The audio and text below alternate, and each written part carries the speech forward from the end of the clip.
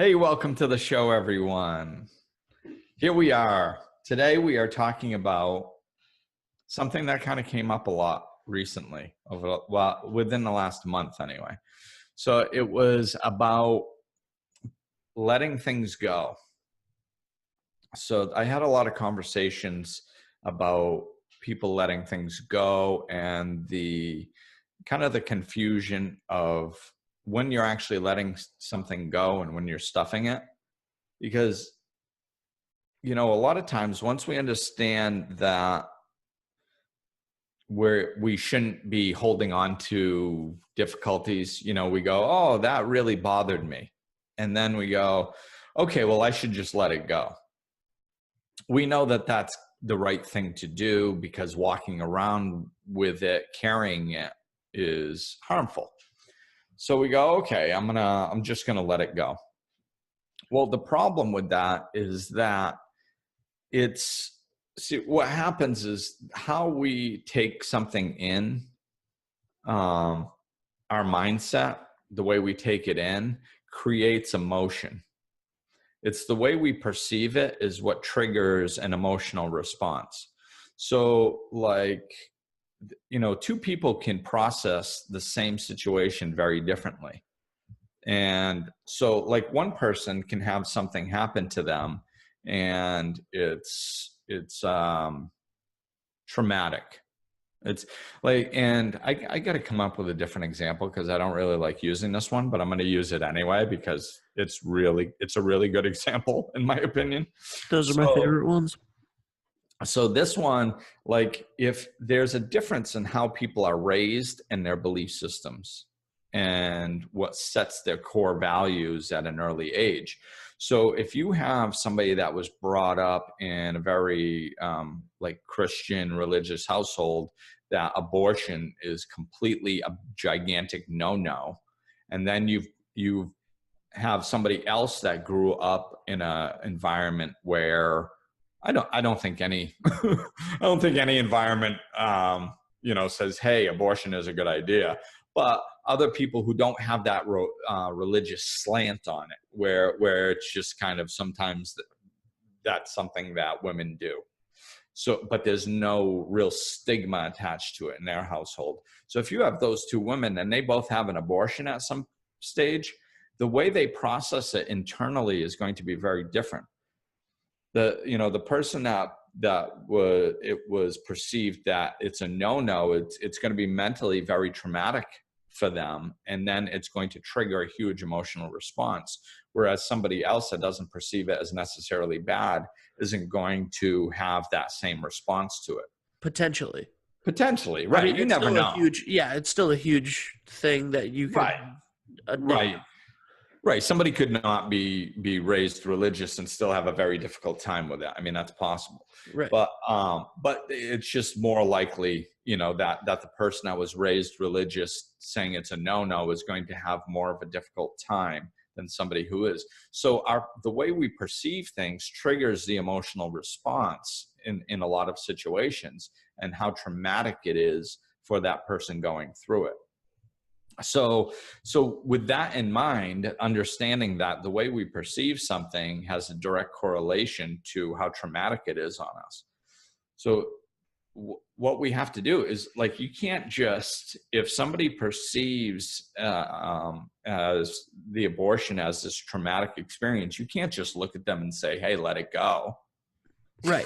You can't do that. You need to do some work on it, So now that we understand that piece, I'm going to kind of pull it away from that and just kind of get back into normal everyday situations where it's, if you experience something negative and let's just say a coworker pisses you off. So you're at work, this coworker pisses you off and you go, hey, you know what? I'm not supposed to walk around pissed off at people, so I'm just going to let it go. So you walk around and you pretend you let it go, but what they did pissed you off and it triggered an emotional response. You perceived it as them wronging you and it triggered an emotional response of being angry towards them. Now, every time you see them, every time you think about what they did, it's going to trigger that same emotional response. It's going to trigger more anger inside of you. So you can't just let something go without looking at how you're taking in the information in the first place. So, in that situation, what you need to do is look at what they did and say, okay, why did that piss me off? That should be the easy question. You're going to know why it pissed you off. Well, because they, oh, okay, so that's why it pissed me off. What's a healthier way to look at this? So a healthier way to look at it might be like, okay, they were obviously having a bad day. It was about them. It wasn't really about me. It was just them acting out, and I don't have to take it personally. Let's say that that's the avenue you go to kind of make peace with the situation mentally, intellectually. So once you come to that conclusion, and you have to come to it not with what sounds nice, what sounds spiritual, and you should be latching on to. No, you have to come to something that makes sense to you. Where you go, something real to you. Something real to you. Something that you go, yes, that's how I should be looking at it. When I look at it that way, it doesn't make me angry. It makes me more empathetic and understanding to the situation. And it makes me not take it personally. And I can live with that. I can forgive them for doing that and move on with my life and understand that, it doesn't have to affect me moving forward. Once you come to whatever that understanding is, then you can let it go. But until you come to that understanding, you can't just let stuff go. Eventually you can get better at it. I think I've gotten better at it. So, sometimes it can take me 3 seconds in certain situations. Be like, all of a sudden somebody goes, something happens and you go, what the heck? That hurt. You go, oh, well, it was just that. Yeah, okay, so that's not really that big. I can let it go. And boom, it's done. You can rip through the process quicker once you practice it over and over. But it's basically the same thing, only on fast forward. You just get better at it. Living with a 3-year-old has helped me get better at moving on from stuff instead of holding a grudge. Because you can get instantly mad at a kid, you can get upset with a kid, but then you have to let it go. You have to. You're not gonna, the kid do something intentionally crappy, and you're not gonna. What are you doing if you walk around all day mad at the 3-year-old who purposely threw something on the ground or whatever, purposely so why said something mean to you, what I mean? Why don't you get mad? How come you're able to let it go with the 3-year-old? Because it's a quicker realization of it's not personal.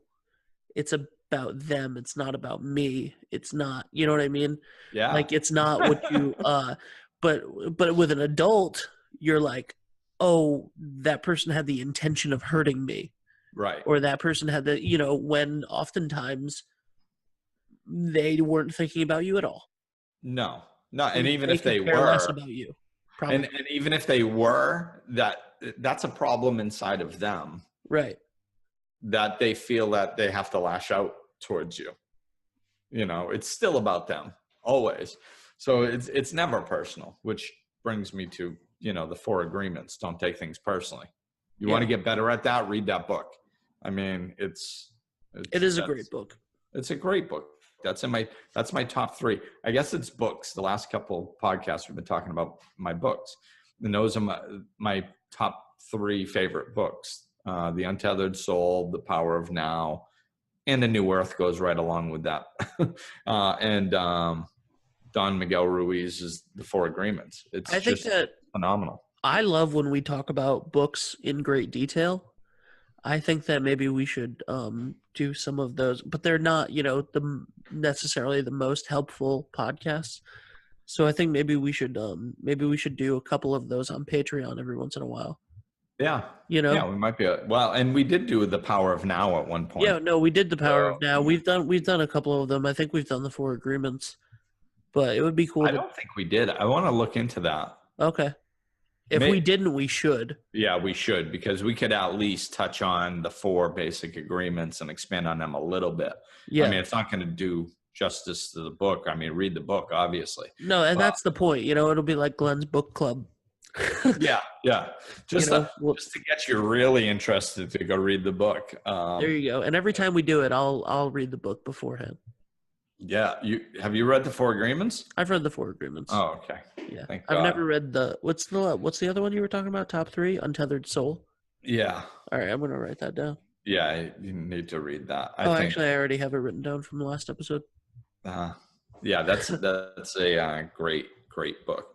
But it's not taking things personally is a lot of times is going to help us with these situations. But whatever tool you need to do, whatever way of looking at things you've learned, to where it's not going to conjure up negative energy every time you think about that person or come across that person or are exposed to that situation. Whatever you need to do, you need to work through it mentally and get to that place, because otherwise letting go is just a fancy word for stuffing it. Yes. And people go, no, I let that go. And they go, oh, you did. Like, and usually I know ahead of time, because like if you're talking about a subject, it goes a little something like this. It goes like, yeah, well, that person at work, they did this, and you can feel the negative energy in them explaining the situation, and then they go, but I just let that go. You go, oh, you really? You didn't let it go, because if you did let it go, the way you were describing the situation wouldn't have had that emotional charge. It wouldn't have had all that. You would have talked about it very matter-of-factly. Oh, yes, well, this person did that, and of course I took it personally at first, and it hurt for a moment, but then I looked at it it's going to be it's not going to be emotionally charged when you're talking about it. But as soon as somebody's explaining something to you and there's a negative emotional charge attached to it, and then they say, oh, and I let it go. Yeah, no, they didn't let it go. They just stuffed it and pretended that they let it go. So I think that's a big thing that people need to understand. Let go and let God is a wonderful statement, but you need to understand exactly how you're going to do that, and if you've actually done it or not. Right. Yeah, and once you're conscious of what it feels like to actually let go of something, or to just, it's very different than just saying that you've let go, or the intent to let go. Yeah, and that's actually another good point. We have to make sure we slow down enough to actually know if we let go or not. Because in the beginning, our ego is going to try to play tricks. Because saying that you let go of something is just a win for you. It's like my coworker did this and blah blah blah blah blah blah blah blah blah, but I just let it go. Right? Yeah. That's a nice pat on the back. Yeah, that's an ego. I am. Yeah. I'm such a good person. I just let that go. Absolutely. That's so your ego loves that. But it doesn't really want to let it go, because it's really a good source of food for it. So what it does is it allows you to think that you let it go, because if you think that you let it go, it gets to store it as a food source to keep your ego alive. So it's like, oh yeah, let them think that they let it go. Good. Let's just back off for a moment, because not only did we get an ego stroke because they think they let it go, but then later on we're going to use it for food to keep ourselves, just feeding off of that situation. Yep. And how they shouldn't have done it. So you got to slow down, and it's, you get better and better at the gut checks, where you just go, no, that's, how should I be looking at this? I should be looking at it this way. Okay, cool. That's good. Yeah, I'm fine. And like a lot of times, if you just really pay attention and go, well, wait a minute now, did I really let go? And just pay attention to how you feel. Bring your consciousness down to how you're feeling inside. Are you peaceful? Are you calm? When you think about the person doing what they did, do you stay calm? And if you do, then that's a good sign. You know, you just, you got to really pay attention. You got to remember your mind is wanting you to have let it go. So like if you go, did I really let it go? Oh yeah, look, I don't feel anything. No, I let it go. Oh, okay. And then you go off and it's like, no, that's not it. You got to really slow down and get into your body. Bring your consciousness into your body and relax for a moment. Did I really let it go? How do I feel? Do I feel anything? Did I? And then when you get that moment of stillness, oh, okay, yeah, I did let it go. And then you can move on with your day. And it can take like, 10 seconds like that. Yeah. But there's a big difference between that 10 seconds and going and staying up here in your head and going, did I let it go? I don't know. Let me check if I let it go. I think I let it go. I'll see if I feel anything. No, I don't feel anything. I'm good. And then you go off with your life. Like that does nothing. So I would love to know,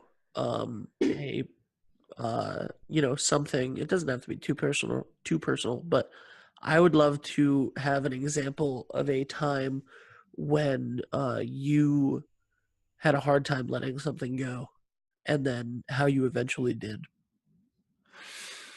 I think I think as soon as you said a hard time, I was like, because at first I'm like, geez, I don't know, what am I going to come up with? And it's not that it doesn't happen. It happens regularly that I have to let stuff go because I live in this world with everybody else. We all have to let stuff go. Well, you live in Florida now, so it's a little different. So there's less. It's a slightly different, crazier world than everybody else. Well, as soon as you said the hardest, I thought back about the difficulties where I learned a lot of lessons. And it was the difficulties I went through being divorced, raising my son, and it's like you get two different parenting styles. And when you're divorced, not only does the other side often, or I shouldn't say often, in my situation, the other side didn't really care about what my outlook was. Or let's just say she didn't agree with it. And I didn't agree with hers. So we weren't ever going to parent the same way. That was not going to happen, So there was lots of times through that where I had to let stuff go. And one of the most difficult things that I needed to work really hard on was when something happened at my son's mother's house that I felt was really, really negative and harmful towards him. And as a father, you want to protect. And I had to sit there and go, okay, there's nothing I can do. I can't do anything. She, by law, can do whatever she wants to him within reason. And nobody's going to say anything. And he's young. He can't speak for himself. And there was situations where I really felt what was happening shouldn't be happening. And there wasn't anything I could do about it. And as a parent, that's very difficult. You think you're supposed to care for your child and protect them. And when you can't, it's that was one of the biggest things that was hard for me to work through. And I had to come to a place where, I had to understand that if I reacted in an unhealthy way, it was just going to put more distance between me and my son. And he needed me there, in my opinion. So I couldn't do anything like that. That helped me, make sense of it. And then the other thing I really needed to understand that, he's on his own journey, just like I was on my journey and everybody else is on their journeys.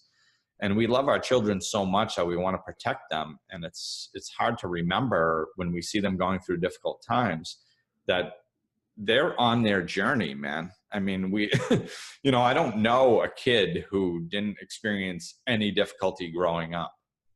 Everybody does. It's part of growing up. And how we grow from it makes us stronger and more capable people. And, now all of a sudden, so I had to really put faith in that he is on his journey.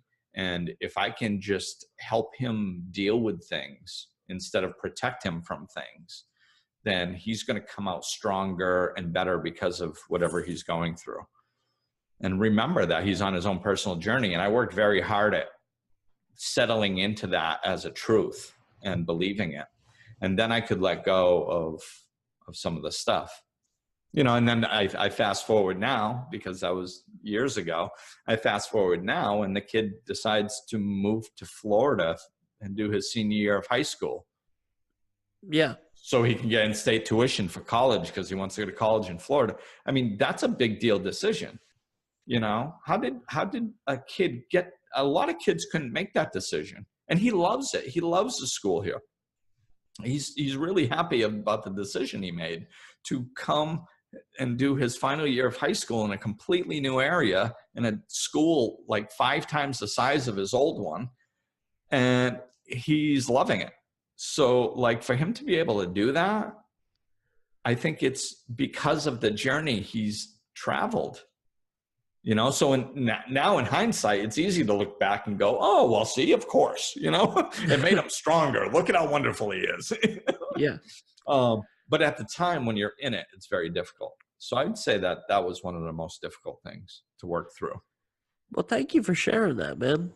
And sorry I put you on the spot like that, but it's all good. I like it.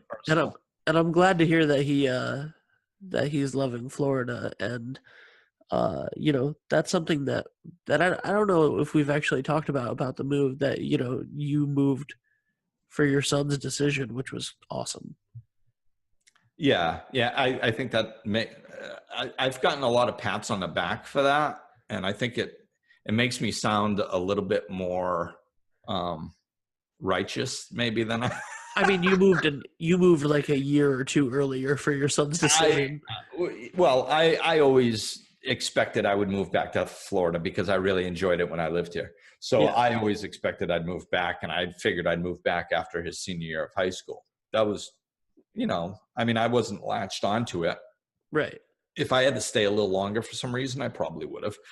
But that was basically the plan. So really, 1, we just moved a year earlier, and 2, we moved to some place that I wanted to move to. So, we can't pat me on the back too much. This is what I wanted too. But it was his decision. I did leave it up to him, and I did make it very clear that if he wanted to stay and finish his high school in Rhode Island, I was more than willing to do that. He didn't have to move here a year early. It was only 1 year. I wasn't gonna. So I did make sure he understood it was his decision. But yeah, I kind of wanted it too. So what are some steps that you take now to not be in that resentful mind space? Like what are the steps that you do now?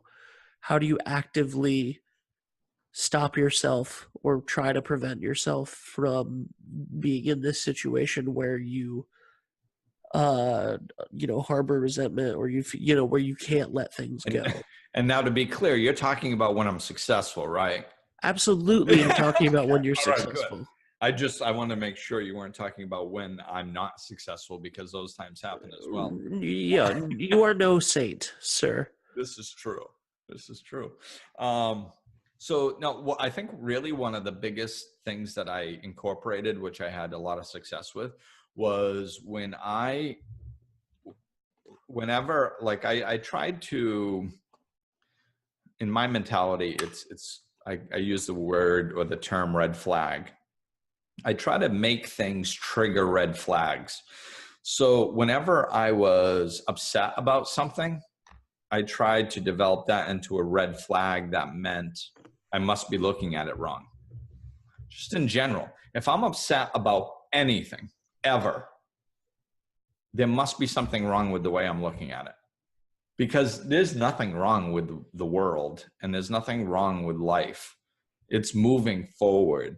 If I look at a problem and say, okay, yes, this is a problem, but could it be, if I stay focused on the problem, then I'm not looking at the solution. So as long as I stay stuck in the problem, then I feel like crap. As soon as I start looking for the solution and start looking for, well, maybe this is, a stepping stone for us to be coming out of something. And, when I take that mentality, I start to feel better, and the situation doesn't anger me so much. Yeah. So that's what I try to do is first, just if I'm upset about something, it's like, okay, Glenn, you're upset. Yeah. What does it mean when you're upset? Well, that means that you're looking at it wrong. I'm looking at it from a perspective that causes turmoil and upset within me. I don't want to walk through life with turmoil and upset within me. So, Michael Singer does, it's funny, this is perfect.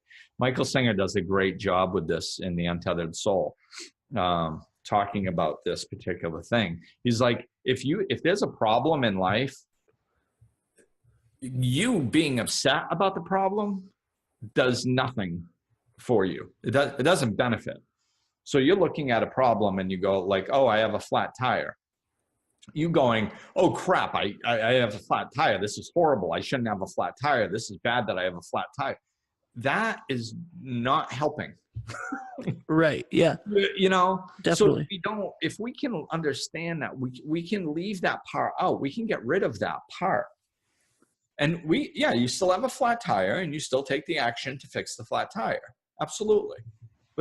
But the upset, we feel that if we don't get angry inside, we're not walking around with all these bad feelings inside, then that must mean we're happy that we have a flat tire. And that's not true. We can not want a flat tire and not be upset all at the same time, So that's what we have to remember. So that's whenever I get upset, I just remember, well, the way I'm looking at it is causing me to be upset. So I need to look at it differently. Now, that doesn't mean that I might not have to take action to address the problem. It's just in the meantime, the emotional energy it's triggering is harmful, and I don't want to be walking around with that. So how can I look at this? So I think that's the biggest tool is just, whenever you're upset, I got to find a different way to look at this, and if you just kind of constantly do that whenever you can, if you make that your practice for 2 weeks, focus for 2 weeks. Every time something upsets you, I got to figure out a healthier way to look at this that doesn't cause upset within me. If you play that game for 2 weeks, it'll change your life. I hope so. I hope so. I'll try it. So yeah, this was another fantastic conversation. And if people want to get a hold of you, obviously glennambrose.com, and that's where you can find all the podcasts and stuff. And if you want to support the show, I'm going to keep mentioning it every episode because I am really excited about the stuff that we're doing over there. Patreon.com/glennambrose, the best way to support the show. You can join and become a member for there are 3 different tiers, and there's all sorts of different stuff, behind the scenes videos, video versions of the podcast where you can see the goofy shirts that I wear episodes now, and all sorts of stuff. So there's a ton of stuff, and you get everything early, so you can check that out. And I'll give you a teaser. I'm going to try to purposely pick my nose on camera during one of the episodes. Oh, geez. So you won't know which one it is. Oh, God. Unless you tune in. Oh, man. All right. Well, I don't know if that's true or not. That's an exclusive scoop.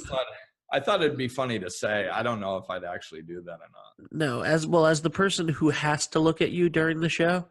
What if I make it quick? All right.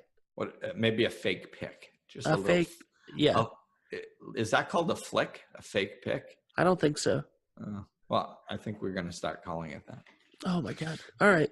So this is All right. this is the most ridiculous show in the history of podcasts. I hope so. So thank you everybody for listening. And that'll do it for today. We will talk at you soon.